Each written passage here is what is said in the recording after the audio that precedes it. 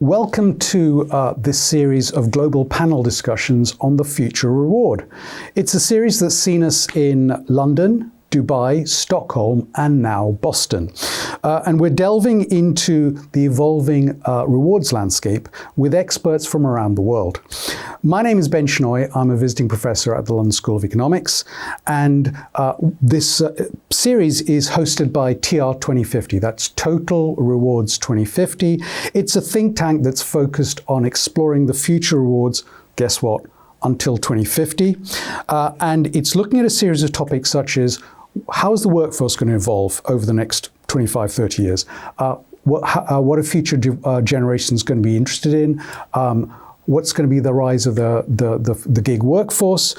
Second, we're looking at technology, both how technology can support the evolving world of rewards and also how technology is going to shape the future of work.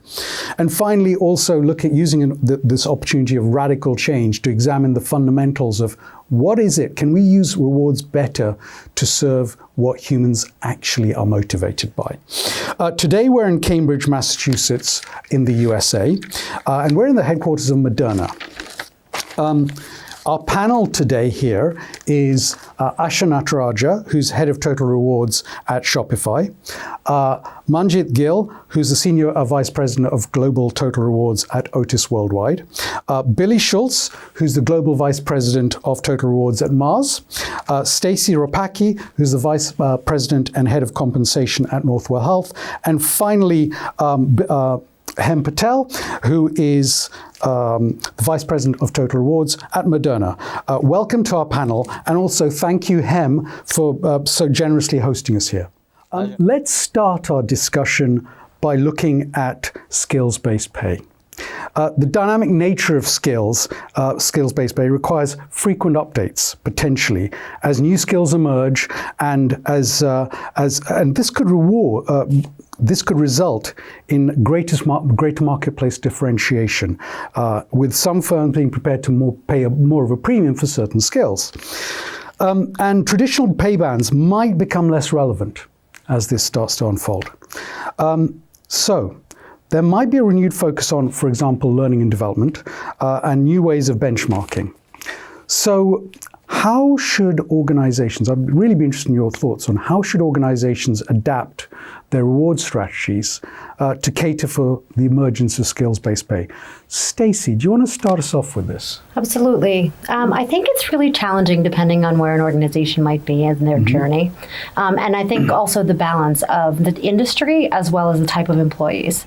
So I think as we at Northwell think about going down this path, the most important thing for us right now is really to ensure that we have a skills library and really being consistent in the way in which we're assessing skills and in the way in which we're thinking through how we determine and assess how we will think about jobs and the skills necessary for those and how we might want to think about deconstructing jobs.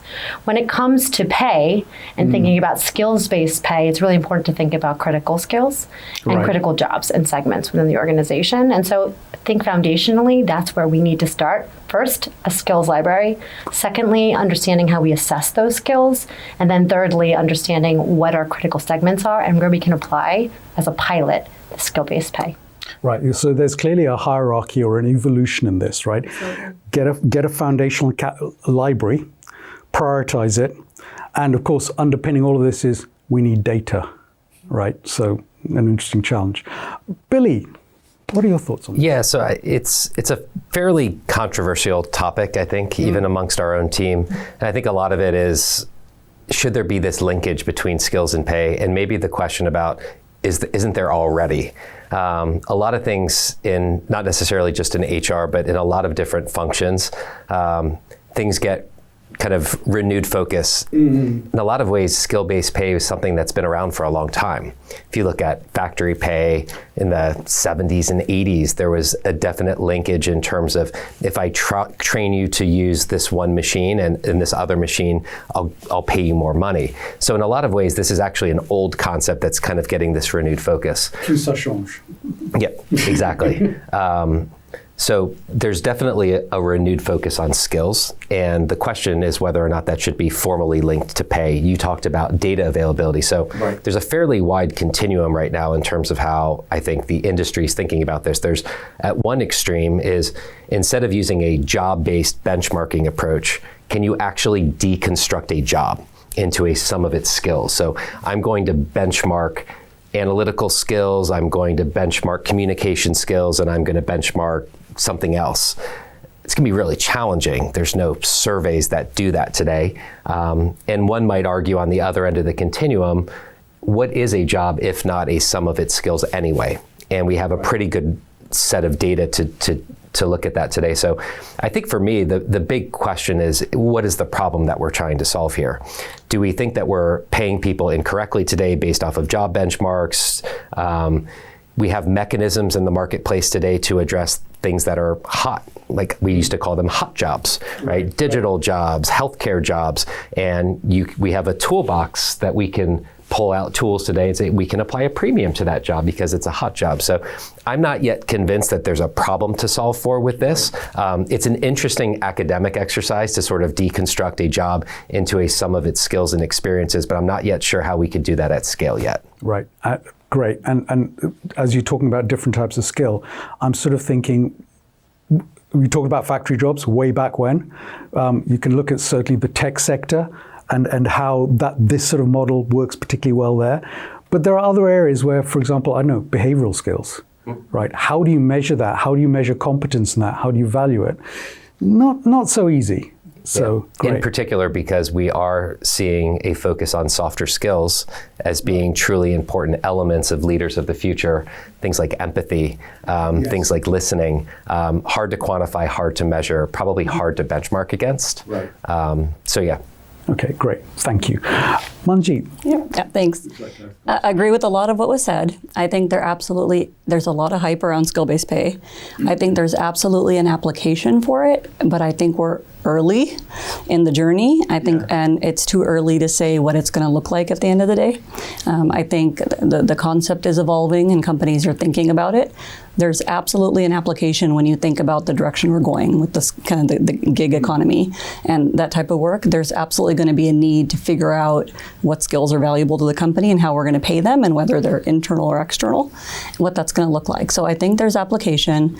I don't think it's going to be one size fits all, and I don't think it's necessarily going to apply consistently even within a company to all types of skills and to all segments of the workforce. So it goes back to something that Stacey mentioned, really think is the concept of critical skills.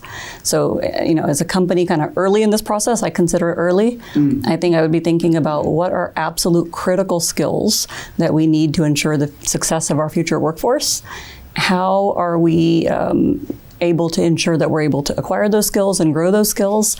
And if they have tangible ROI and a huge value to us, then are we willing to pay differentially for them?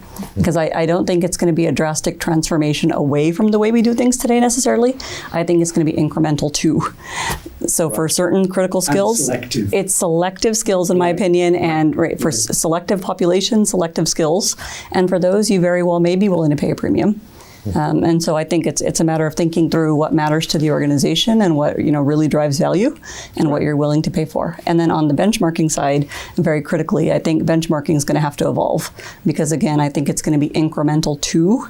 So if it does become as much of a trend as we're hearing about, then I think the benchmarking is going to need to be really, really clear in terms of not just necessarily giving a value, but to the extent that we can get a little more granular data on what's incremental and how does it grow, et cetera.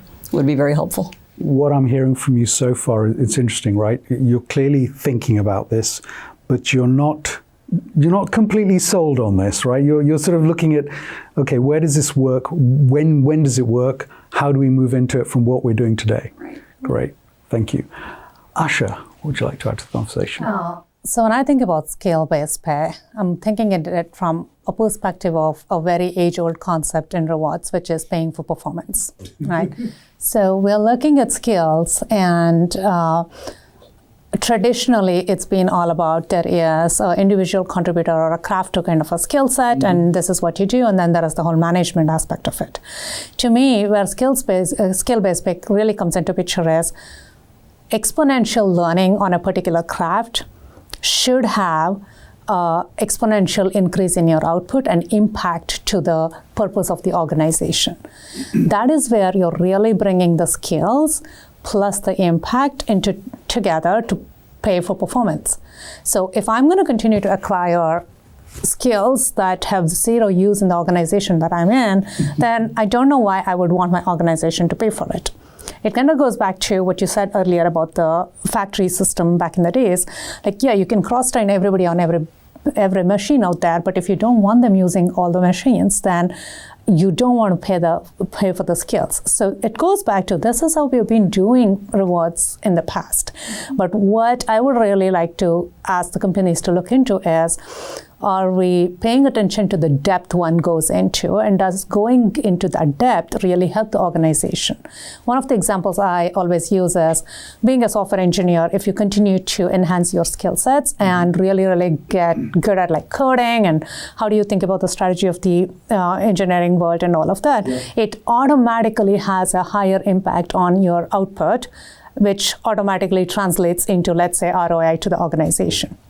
If you have a AV individual who is going to continue to learn about the new video system that is out there, how to make better videos and all of that, but if you work for a company that only has very limited video usage, exponential skills in that is not going to be useful there. So that's where we would have to get very creative about having ranges that have a bound or a boundary in certain skills, and in some of the critical skills, maybe there is no bound, because exponential learning, exponential skills will lead to exponential output. So that's okay.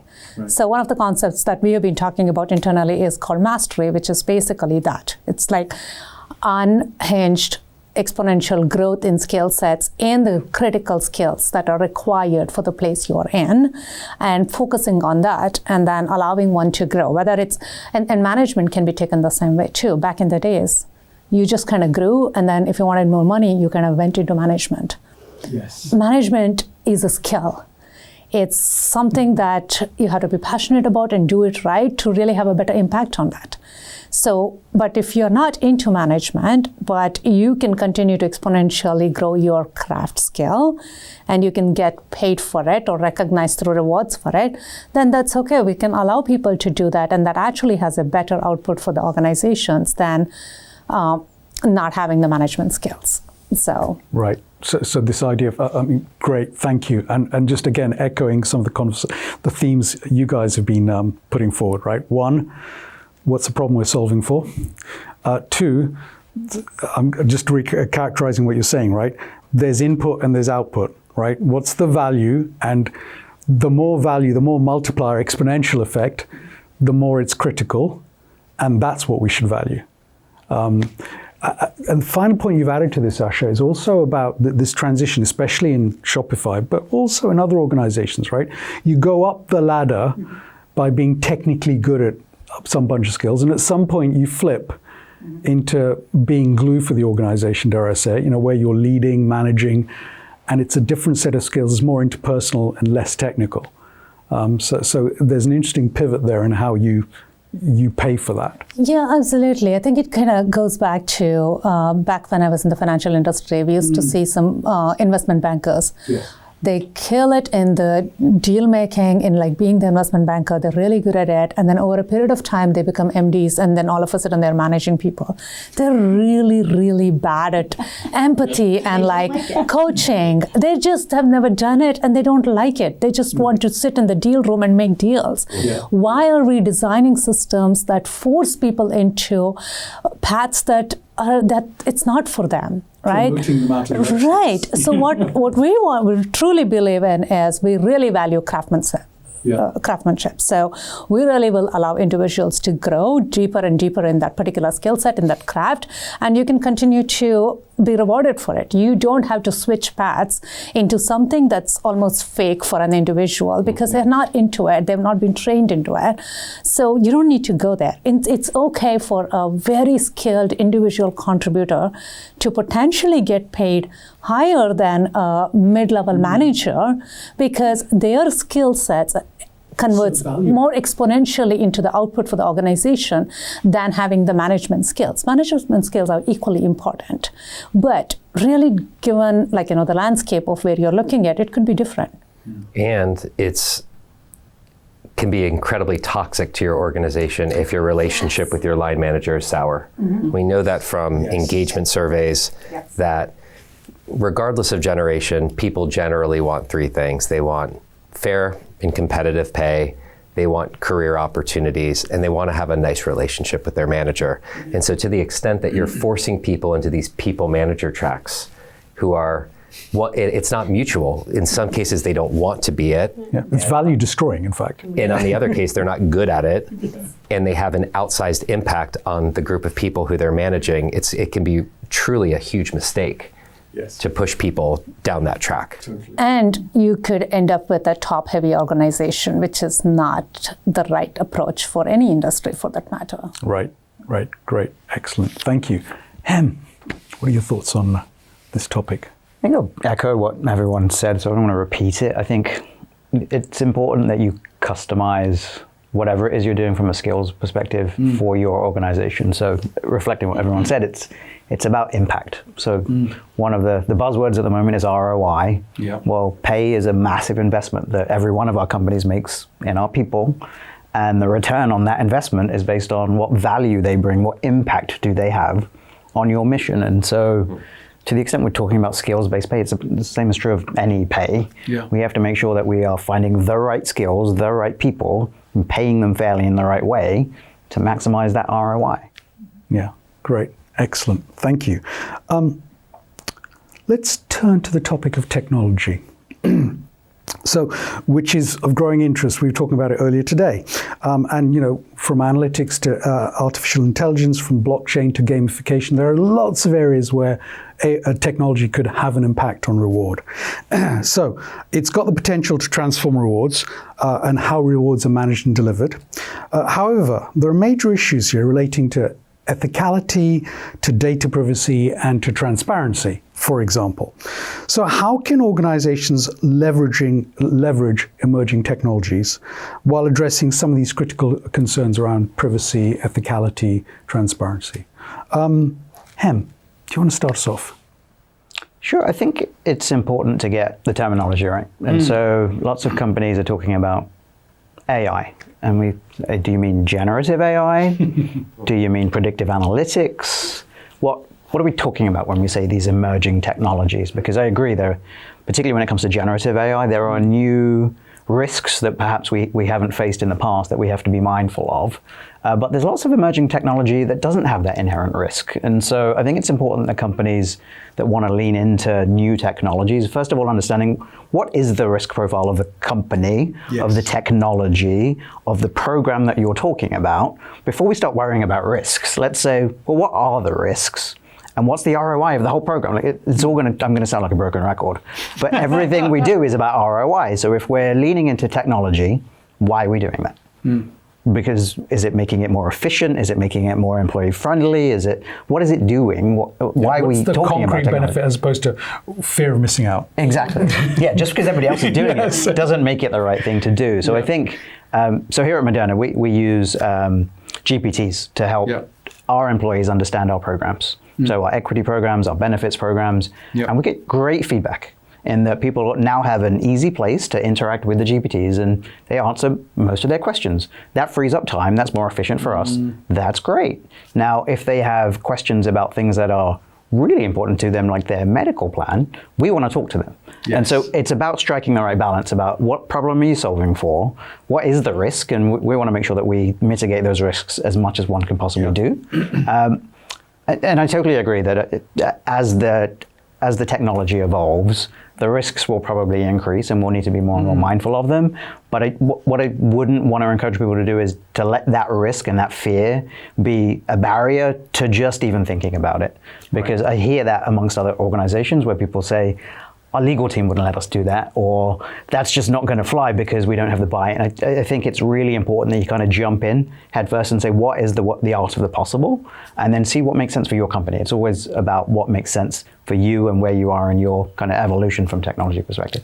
I like this you're advocating effectively from a more nuanced perspective on risk. I mean, when we were talking earlier, you talked about the fact that your GPTs often will give the response back and answer with a confidence level, saying, there's X% chance that this is right, and there's a Y% chance that it's not, right? So be more informed in how you make the judgment rather than just taking it as gospel. Exactly right. Great, thank you. Asha, what would you like to add? Again, another tech company. Yes. So very much similar to what Hem said earlier was in terms of let's evaluate the risks. And before we get too far into the risks, let's address the problem that we are trying to solve for. There are some very quick wins for because of adapting the technology, we can get a lot of quick wins, which is just answering simple questions, finding efficiency in systems. Instead of people sitting there and answering emails, you can have bots that can answer emails based off of the content and the knowledge that we've already built out. That's a very quick win. And I see very, very less risk in implementing that, right? But then there is the broader aspects of it, which is AI as well as, to your point, whether we are looking at generative AI or predictive AI, if we are looking at all these things, there is a lot more that we can achieve from it, with the caveat to say we will use these systems to gain the knowledge that we can get very quickly with a human interaction still being in place. Maybe it's not 10 people passing things hands to hand. Maybe it's the AI or the systems that we develop is the first step, but there is still the critical human involvement that comes into picture that probably helps break any biases a system could have. Yes. So there is definitely ways for us to think about it. And at Shopify, we have been trying to do some of these things internally, whether it's through performance management or whether how we do 360 degrees and things like that.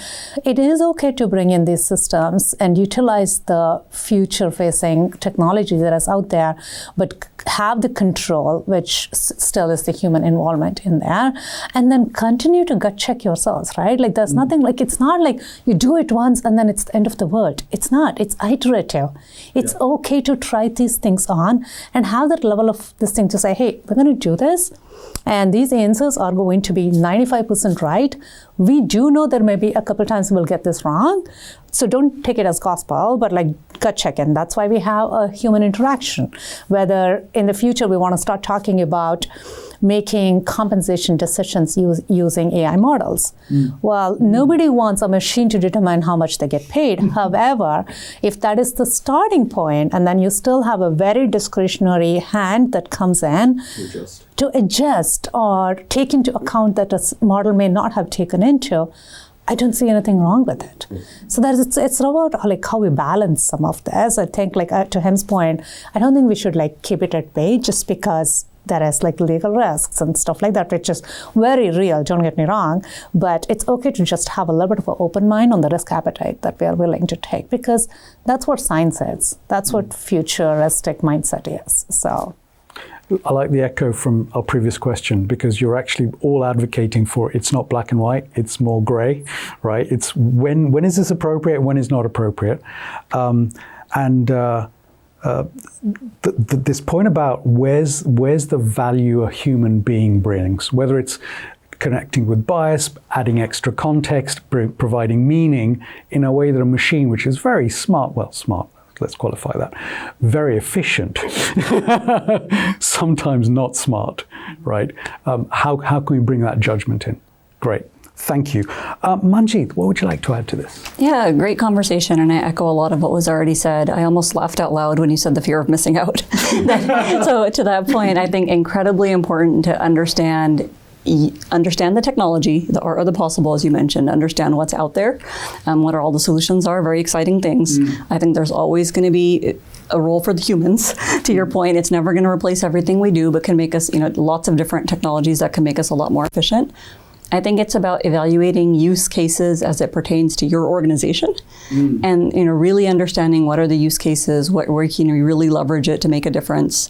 Back to the critical skills, what's right for you. So for each organization, what makes sense, and then understanding the risks with an open mind. Again, not just kind of blanket, but understanding and then mitigating. There's all sorts of concerns around data privacy, obviously, and consent and transparency. We'll address those, right? We'll take them one by one and figure out your risk profile, figure out, all of the things that you can do to address it, and then do what makes sense.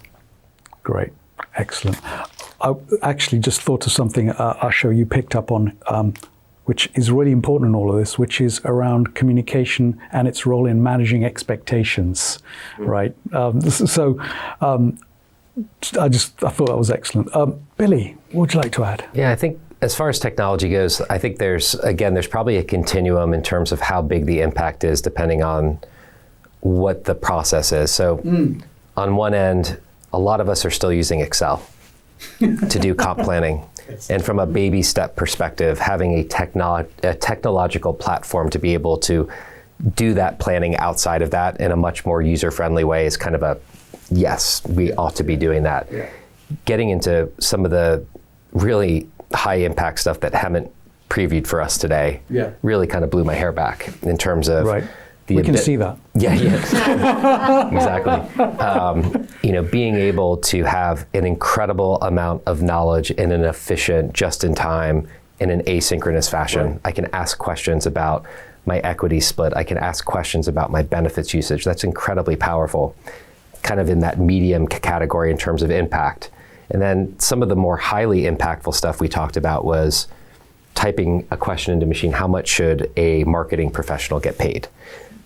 It starts getting into this weird boundary. Mm-hmm. Maybe even taking it a step further, because you mentioned privacy. Yes. You think about healthcare. A lot of the tech companies from, kind of their original mission statements was basically work and be helpful up to the point that it becomes creepy, right? And so on one end, this concept of nudging people to take healthy, proactive steps to manage their own health during the year. So maybe I forgot to go to my 6-month dentist appointment.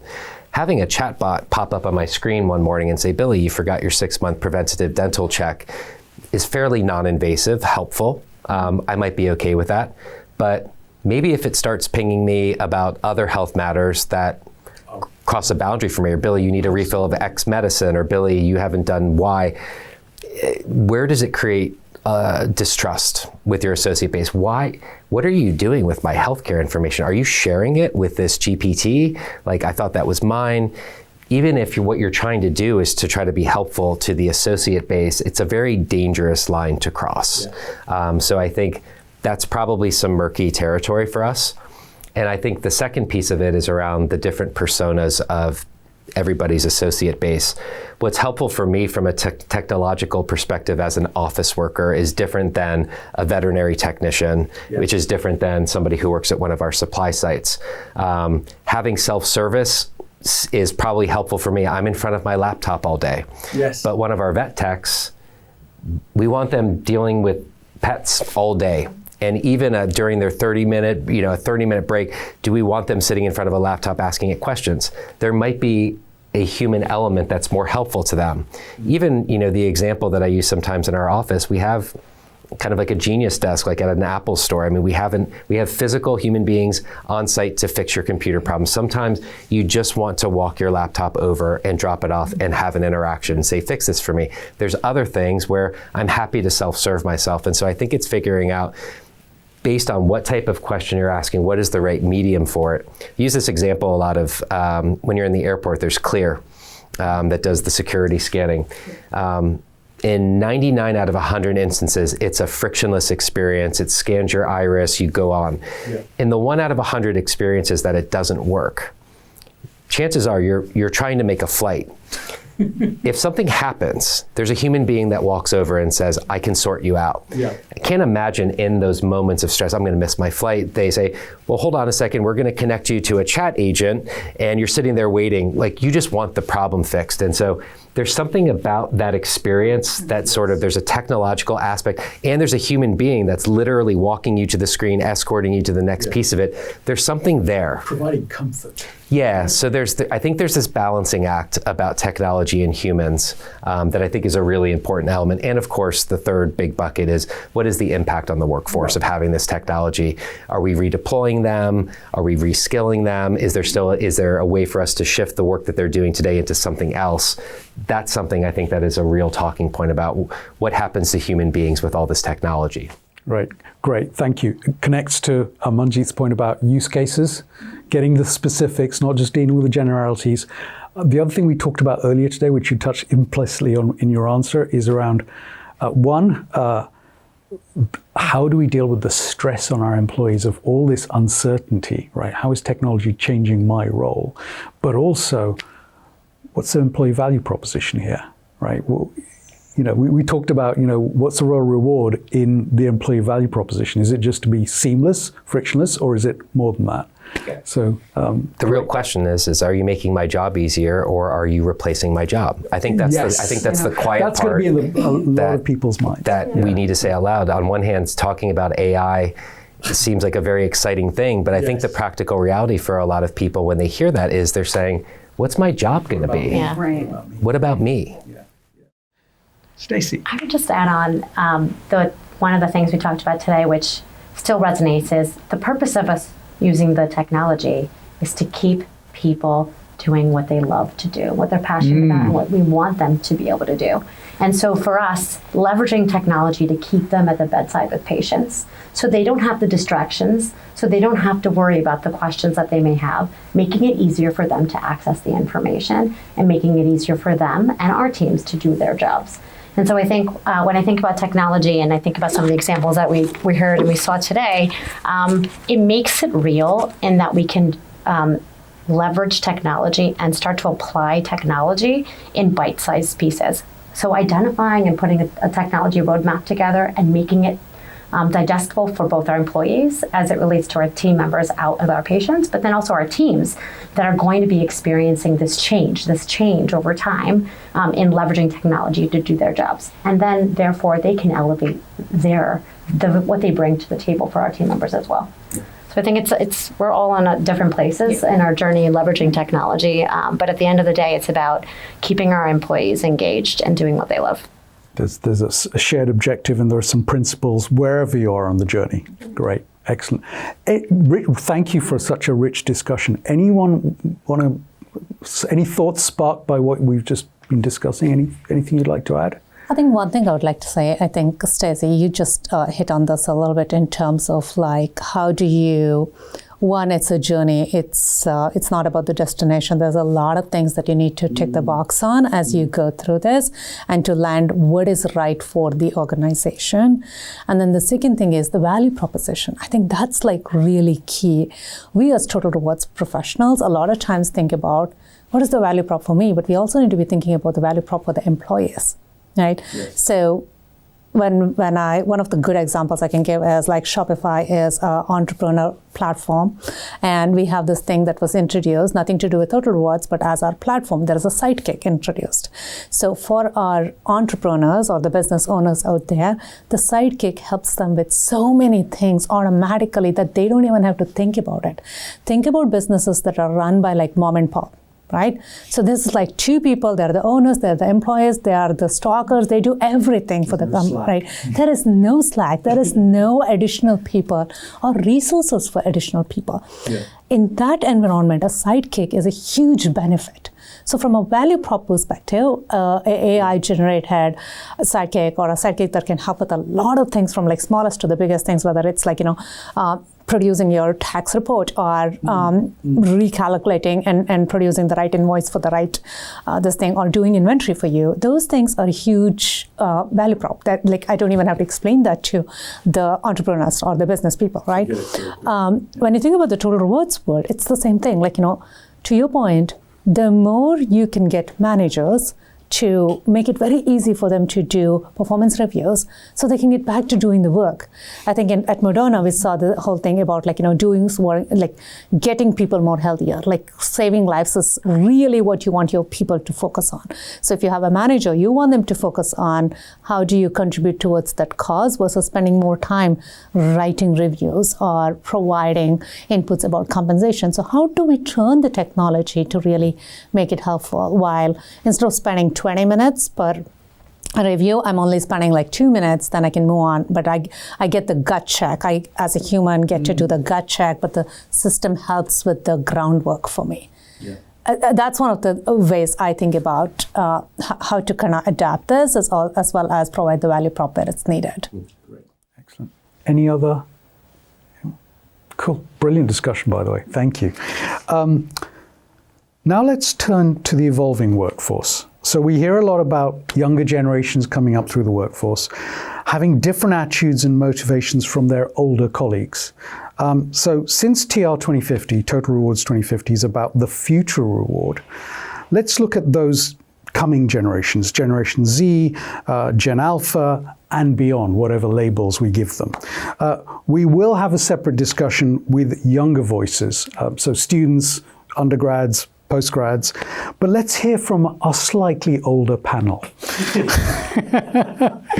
So, what do coming generations want from employers as best you can read? And what do they want from reward? So Billy, do you want to start us off? Yeah, I think I previewed it a little bit. A lot of these, I think, generational storylines make for good headlines. They're kind of clickbaity. And then I think when you actually drill down into the data, some of those three core components that I mentioned, I think are universal regardless of age, which is fair competitive pay, opportunity, and great people to work with. I said line manager before, but I think something, yeah, exactly, which is a cultural element. Yeah. I think one thing that does show up in the data is that the younger generations are fairly keen to work for companies with a purpose. That we see that in consumer behavior, given the choice of choosing between three products. If there's a particular company that has a mission statement or a purpose that that aligns with them better, they will make shopping decisions based on that. And I think we're starting to see that as well in terms of becoming an employer of choice. And I think with that comes, and it's not just having a splashy marketing, landing page that says we do all these things. I think what consumers and employees are starting to expect is some traction on these things. Is that if you say that you're going to have a greenhouse gas emissions target, are you going to hit it, and what are you actually doing to achieve that? And we see that sort of across, not just having something that's good enough on the website, but how are you going to actually measure against that? So I'm not sure what to think about a lot of this generational data, but I'm dubious that you could really carve up people into these big buckets. I think also people don't really like being labeled. And say, and I fall into kind of a tweener where, based on my birth date, I'm not quite Gen X and I'm not quite millennial. And so I kind of take what I need from both. I mean, my professional career started, which it was a very in-person environment. We joked a little bit earlier about the technology, though I feel like I'm dating myself. But, when you first started, you were given a desktop computer. As you kind of earned trust and earned competency and you started traveling for work, you were given a laptop because you actually needed it. And then when you really, really made it, you were given a BlackBerry, But it was sort of it was earned based on kind of trust and performance. And that shifted a lot in terms of the expectations. Like, I'm not going to earn working from home. I want to work from home, and I'm only going to work for companies that provide me with a remote experience. Cool. That's a choice. Yeah. And that's a decision point between the company and the associate on what that contract might look like and what the differences might be in terms of having an in-person experience. So I think there's some really interesting data around this, but I think I'm going to kind of take the glass half full and say there's more that unites us than I think divides us in terms of some of these generational cutoffs. Really interesting. I've got to confess, I'll put my cards on the table here. Looking at the academic data, so there's a couple of observations. One, we've got very little data, proper data on what the younger generations want. Two, if you look at social psychology, the biggest factor affecting behavior is context, not age, not generational age, and not personality. So interesting. A lot of this is about the culture of the organization, actually. So great, thank you. Stacey. What are your thoughts on this? I couldn't agree with you more as it relates to breaking down generational preferences. I think one thing I will observe is there is a very strong connection for most of the folks that we hire to our mission. And our mission is very much connected to the communities in which we serve. Right. And so from a total rewards perspective and from an engagement perspective, I have the privilege of attending our new hire orientations, and we talk a lot about all of the values and what we stand for as an organization, and we give a lot of examples from the very beginning around the work that we do, not only with our team members, but what we do on behalf of our communities in partnership with the communities that we serve. And it really goes to show for our team members coming in how we think of them as the community and they serve the communities in which they work. So they have multiple roles, right? They're Absolutely. employees, they're healthcare workers, And they're they're patients. members of the community, and patients, right? Absolutely. So multiple hats. Yep. Great. And it really does go a long way for us to show the commitment and how much we are investing not only in our team members, but in the communities in which we serve to elevate health. And I think that's a huge attractor, and I think it goes beyond dollars and cents for them, and is a great way to differentiate us, I think, from our competitors and from other organizations. So this point about multiple social identities that each of us has, right, is really interesting. Coming back to this, the trap of putting people in buckets, right? So there's some really interesting data on how the older generation's attitudes, I'll pick a topic, right, to the environment and climate crisis, and I see this in myself, are affected by their kids. So I pay more attention to climate because my kids are bothered about it, right? And I'm their parents, so guess what? I identify strongly with them. So it's a really interesting pattern there. Manjit, what would you like to add to So this? ditto to everything I've heard so far. I agree pretty strongly that we should avoid kind of overgeneralizing. I don't think any particular generation, there's themes obviously, but one size fits all, and I don't think any particular person wants the same things through their entire career or their entire life cycle, regardless of what generation you are. So I think there's some things with with upcoming generations that are more inherent to them than maybe they were in the past. So, the expectation of flexibility, just because they've grown up with it, they're not going to have grown up in the era that a lot of us did, where it was just a standard to be in the office every single day. So the kind of expectation of flexibility probably is more inherent. I think they're digital natives. They also didn't grow up as, some of us got computers like halfway through high school or whatever it may be, right? So they're used to that. The concept of work from anywhere and all of those things. I think the mission-based focus is absolutely a real thing for many in this generation. So I think there's some things, but at the end of the day, I think all people want consistent things, and one of them is security. So at the end of the day, my 17-year-old daughter wants to work from a van. She wants to do some sort of, do something that's going to allow her to never sit in front of Teams all day like I do. And, she wants to make amazing money traveling the country in a van. That's great, as long as you can pay your bills and make it work. Right. At some point in time, right, underemployment might become an issue, and she maybe, start thinking of it. So I think there's definitely a journey. It's important to understand the things that are, different about each generation. But at the end of the day, I think you called it, right? I think there's a fair competitive pay, be able to meet your basic needs becomes a thing, career development and not being isolated. And sometimes you're going to want mentorship and you're going to want, and so I think people evolve. And it's just important to keep an open mind that it's not going to be one size fits all, and it's not going to be one and done. Great, thank you. Hem, I think you mentioned earlier that the average age of Moderna's employees is 38? 38. So what's your take on this, given that employee base? I find it interesting at this moment in time where lots of total rewards practitioners are talking about personalization and ROI. Yet here we are having a discussion about throwing a blanket over an entire generation and saying this is what they would like. It's completely counter to everything we're talking about. We're cross purposes, yes. So again, I think I've often thought about these things much more about life cycle stage than age. Yes. Like that's much more important. That's the context that you're living in. So echoes of Manjit there about where are you in your journey? Yeah. And risk appetite. So depending on where you are in your life cycle stage, you're going to have a different risk appetite, because you may have people relying on you, you may be looking after parents, you may be looking after kids, or you may have none of that. And again, it just depends on your point around context, I think, is infinitely more important. And context is almost by definition individual. It's your experiences in your current context is going to drive what you want. And yes, sure, there is going to be some similarities, but I think that's, again, more based on life cycle stage, because before you hit 18, you generally have more risk appetite than you do later on in life. So I think that, that's always been the case, and plus ça change, I think that's what you said. Yeah, great. Thank you, Asha. I think average age was 32 in Shopify? 32, early okay. 30s. Yeah. So a couple of different things here. I'm very much like Billy here, somewhere between the millennial or the Gen X kind of a thing. Have a Gen Z daughter and an Alpha son. So we have a lot of generational conversations at home. And then I turn it over to my workplace as well. So a couple things that I always notice is meeting people where they are.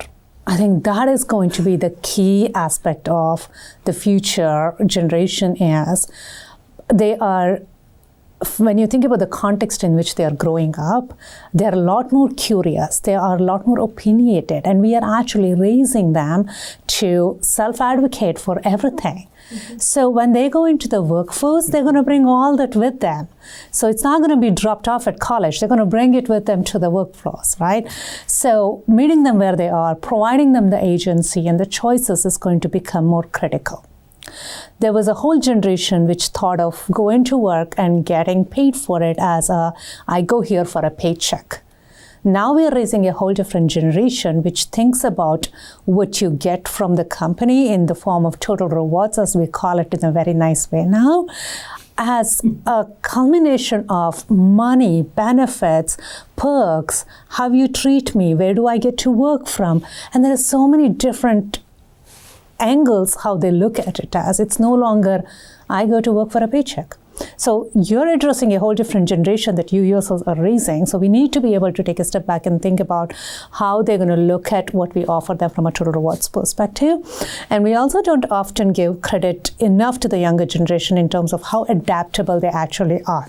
So our generation went through the pandemic, and we had to one day go from being at work to working from home. I cried for a whole week because that was not my thing. But now I'm kind of I work for a 100% remote company. I'm very well adjusted. I've learned how to build relationships. Look how much you've changed over a relatively short period of time. Exactly. Yeah. So think of the younger generation, they're even more adaptable. So we have to kind of give them credit for that and understand that they will continue to be adaptable. So as things change, whether it's through technology or through climate or whatever it is, as long as we meet them where they are and provide those choices and agency for everybody, because everybody is an individual. This whole individual identity is getting stronger and stronger as the generations are going by, and we cannot ignore that, because total rewards is a big part of why people show up. And what we give them to take home looks very different than it looked 20 years back or 30 years back. So. Thank you. I love the additional slant you've brought to this discussion. So I think I can confidently say that I'm older than all of you. So when I joined the workforce, the contract that you described of you go to work and you go to work for a paycheck, right, was very much the implicit contract. And implicit in that is also the power relationship to the employer and the employee. And you're implying a very different power relationship between these kids coming in and how we as employers have to change our stance in meet them where you are, to use your phrase, right? So it's interesting, don't put them in buckets, meet them where they are, try and understand them, and change the balance of conversation. That's sort of where you're going with this, right? Absolutely. And there is nothing wrong from the generation which took work and pay as it's for a paycheck. There is nothing wrong with that. And that was a point in time. There's absolutely nothing wrong in saying I need more than just a paycheck to show up at work. Yeah. It's all a balance, and it's about where the culture of the society is going as well. And there is also a lot of economic impact into the future generations, and so much change that goes through as well. So we have to take all of that into account as well as we think about the future of total rewards for this younger generation. It's no longer writing a paycheck and it deposits in your bank and then you don't have to talk about it. Like, how much did we even talk about benefits back in the days? It didn't. It was just more about your compensation is what it was. And now why do we say total rewards? It's because there is so much more to it. Yeah. And it could come for us, we are a 100% remote company, so we are digital by design. That is a benefit. Yes. That is a benefit. And how do we talk about that? And that's important for some people, and for some people maybe it's not, and it's okay. So there's so much variability as well. So meeting people where they are is going to be the key of the future. Great. Again, thank you for this conversation. Anyone want to add anything to spark from the thoughts of the conversation we've gone? No? Cool. Great. Let's move on. Let's build on this idea of workforce and generations. So let's move on from the generations to the gig workforce, which offers, on the one hand, for employers, it's attractive, right? Flexibility, cost savings, access to talent, but also it poses some challenges, right? Relating on the point of view of employees, potentially, depending on power, job security, do I get benefits? What about underemployment? Am I being exploited? And again, there are different types of gig workers, but how might this tension between the attractiveness of gig workers to employers versus meeting the wants and needs of potential gig employees, how do you think this tension might play out? Where shall I go? Manjit. Yeah. This is a tough one. So I think we're going to watch it evolve. I think we don't know exactly where it's going to go, but obviously I think it's clear from all the trends that we're moving in the direction of the gig workforce. I think it's a matter of, I alluded to this earlier, even the younger generation right now, or whoever it may be, want the flexibility that comes with it. They want all the things that come with it, but there's also pitfalls. Yes. So when they're there, right, they're going to need to be addressed. And it's going to be a competitive market for that talent. So I think the companies that are going to do well are going to be the ones that understand the wants and the needs and understand what the challenges are and try to fill some of the gaps. So, for instance, I think one of the things we hear a lot about is kind of feeling isolated and feeling the need for connection and lacking that. So what can companies do to, have a core workforce that's your workforce, then you have this kind of gig workforce, but at the same time build connections, build some sort of connection and glue to the company. Can you do mentorship programs? Like, what are the different types of things? Can you offer some sort of skills development? So it's kind of crossing over and trying to create connections but whatever the gap is, understanding it and trying to address it versus just looking at the two as segmented and completely separate. Quite interesting. I've done some work recently in the construction sector, and they're talking about this thing called the hybrid enterprise.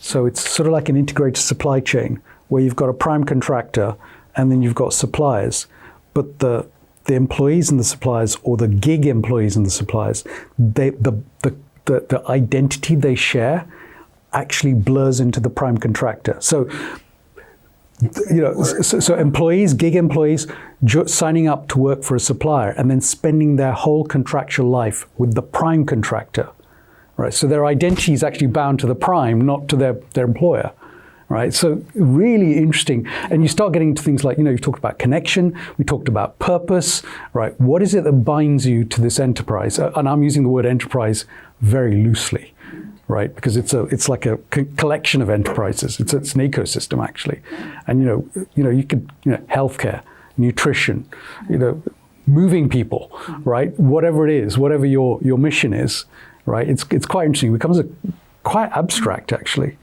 So thank you, Manjit. Hem, what are your thoughts on this? So for transparency, it's not something I've spent a great deal of time thinking about. I think the things, as I'm hearing the discussion, the things around purpose and incentives really strike me as those things need to be unpacked. Right. Because you need whether they're doing small pieces of work for an organization, you want people doing their best work. Right. Whether they're your gig workers, your employees, or contractors, or whatever it is whatever hat they have. You want people doing their best work, performing at their best. we work on an underlying assumption that, or hypothesis, that people work when they see purpose, when they feel connected, when they have incentive to do their best work. And I don't know what that looks like for a gig worker. I just haven't. I mean, there is definitely obvious. We're all people. Gig workers are people too, and so they have purpose, and they have. And I think we'd need to really understand and unpack that before we then start designing programs around it, because that's always been the case. Everything we do in Total Rewards is trying to solve for those things. We're trying to get people to perform and feel so that they have impact, and it's an ROI. So I don't know. I think that's a lot of, like, we need to kind of almost go back to first principles before we start designing and thinking about what does rewards look like for that population. Fascinating, really thought-provoking. So let me say, from the academic behavioral research, I would say, from what I know of it, it supports your hypothesis, right? People crave meaning. For example, they will work harder when they connect their work to some higher purpose, meaning, whatever word you want to use. And I think Manjit used the word use cases earlier. Effectively, you're saying, so what's the use case here? How does this show up for a gig worker? What does purpose mean, actually? Right. And how do I connect it to ROI? So great, thank you. Billy. I'd say somewhat similar to him, not a topic that I deal with a lot. Right. But I think where my brain goes again is when we say gig worker, how new of a concept is this? There's plenty of companies who have seasonal workforces. Yes. And farmers, big box companies, landscaping companies, amusement parks. I was trying to think about different examples, but there's natural moments where demand is up and you need to hire people. You have a core, and then you flex up and down. So isn't that the same thing? And so, my first instinct would be to talk to companies that have kind of gone through that. What does their onboarding experience look like? Right. Is it important for the company to provide that onboarding experience that they give to all of their associates? Do they want the contractors or the gig workers, or even your third-party partners, your consultants, to have access to that cultural aspect of your company? Is it important? Do they even care, right? So I think a lot of this comes down to mutuality, which is a principle at Mars. The mutuality principle is, what is the associate or what is the gig worker looking for? What is the company going to provide? And is it a match? And so there's that aspect of it. And the second, I think, is just around kind of transparency. Like, if this is a gig for a moment in time, are we being transparent about that? This is a short-term engagement for a particular purpose and it ends at this moment. If that's the deal and it's mutual, then it seems like it's probably fine. You might want to say, well, could this be an opportunity to move from a gig to a permanent opportunity? Then where my brain goes is like, how different is this from temp to perm hires that we used to use contractors for and stuff like that? So I don't know. I think there's probably a decent amount of evidence and data out there on prior experience and how do you work alongside gig workers, and plenty of examples that we're seeing play out into the marketplace, whether it's Uber or Lyft, and lots of other gig economies that in a lot of ways kind of got stood up very quickly and seems to be operating pretty well. But of course, I don't know a lot of the details behind it, but that's where I would look to first. Great. Thank you, Billy. Stacey. We have what I'll call a segment in that healthcare uses per diems quite a bit. Yeah. And so we've gone through this in some capacity, and they are supplemental to our full-time, part-time team members, and they go through our orientation, they go through our cultural, if you will, orientation, and we see them as an extension of our workforce versus gig workers, and we hope that they will convert. And so we very much do think about them as employees of the health, of the organization of Northwell, although they may be fully employed elsewhere and working with us. So similar to my picking up shifts, if you will. But the ideal would be for them at some point to not do that and come on board full-time or part-time. I mean, it's interesting, right? When they show up to patients, the patients think they're Northwell employees, I'm guessing, right? Yeah. They don't know that They they're are. agency workers or whatever, right? Okay. And we do have an agency within Northwell called FlexStaff because we were relying on contract work for such a long time that we created our own agency. And while they may be employed by FlexStaff, they are Northwell employees as well. And so we've already done some work in taking them on, although we may not, they may not participate in all of the rewards programs for our Right. full-time and part-time Right. employees. But as it relates to the way in which they engage with our patients and with each other, they are in fact Northwell employees. Okay, cool. Great. Thank you, Stacey. Really interesting to hear that, to Billy's point, there are already examples we can draw on within your own organization to learn from. Great. Thank you. Asha. So really quick, like him, we don't really have gig workers in the e-commerce business right now. But one of the things, as I was taking the flight from Charlotte to Boston to fly here, guy sitting next to me just started talking to him, and he said, I work in Alaska during the summer, and then the rest of the year I don't. So I said, so what do you do for the rest of the year? He's like, oh, I just like fly around with my buddies and just play golf. And I got like really, really curious. And like, the tour rewards person in me is very shy of just asking, what do you make? Kind of like, what do you do? Kind of a thing. So anyways, the more I chatted with him, he said he actually goes to Alaska every year for about 3 months of the summer. And fly fishing is what he does. And he flies people over and like people pay like $7,500 to $8,000 per day to kind of do this. So he makes upwards of $400,000 coming out of this. And I was like, wow, that's a really nice gig. But it's like, I'm hesitant to even call it a gig because it makes $400,000. Here is an example where it's a gig that's like really, really well paid. Yes. So this guy probably does not care about benefits. No. Right? But when I'm thinking about gig workers, I'm also thinking, gosh, like these are like mostly lower paid jobs, and how do they afford to pay for benefits? Because I live in the United States and we don't have a great national healthcare system. So benefits is like very, very critical for us. So employers should start thinking about potentially meeting people where they are. Again, going back to the original concept of for gig workers, maybe there is an option they can opt into to pay or have benefits for a small fee, because as an organization, you still have buying power and negotiating power to have lower priced healthcare available.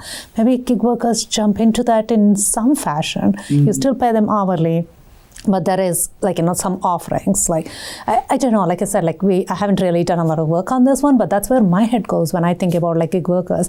The first thing to me is not about the pay, but it's really about the benefits. Yes. But it's also because I live in the States and I know how expensive healthcare is. Yes. And if you have to go independent, unless you are the guy who flies to Alaska and makes $400,000 a year, I think you would be really worried about the healthcare costs. Right. So there are gig workers and there are gig workers, clearly. Yes. And like I said, for a second in my head, I was like, oh, wow. Because he said, I have this gig I do. That was the word he used. And I was like, oh, he's a gig worker. And then I realized, oh my God, this gig worker makes $400,000 a year. And I was like, okay. I was thinking of like the deadliest catch. Yeah. Yes. Yes. But did you meet one of them? That was like, it was very interesting. Like, it really gave me a very different perspective of how we think about gig workers. And what I thought was important was like, gosh, because we started using Instacart quite a bit during the pandemic, and I still continue to use it because I'm lazy. And every time the guy or the gal shows up to deliver groceries, I'm always like thinking, what do you think they got paid because of this? Like, how do they cover their benefits? Or like, and I'm always chatting. How does this work? I'm always chatting with the Uber drivers to ask, like, yes. Yeah. Yes. What other gigs do they have? Right. And that's what, like, and to me, it's kind of like, okay, you can probably have like 5 different gigs and make enough money. But then what do you do with benefits? Like, how do you go about doing that? And maybe it's important in some countries. Maybe in like countries like Canada where there is national health care, maybe it's not that important. Or maybe somebody is like super healthy, they really don't care. So it goes back to meeting people where they are, and companies should think about that when they're thinking about gig workers, especially in industries where that's predominantly going to become the way of life. Yeah, great. Excellent. Thank you so much, all of you. I've really enjoyed this conversation, and thank you again, Hem, for hosting us. It's been a real pleasure. Thank you very much. Thanks. Thank you. Appreciate it.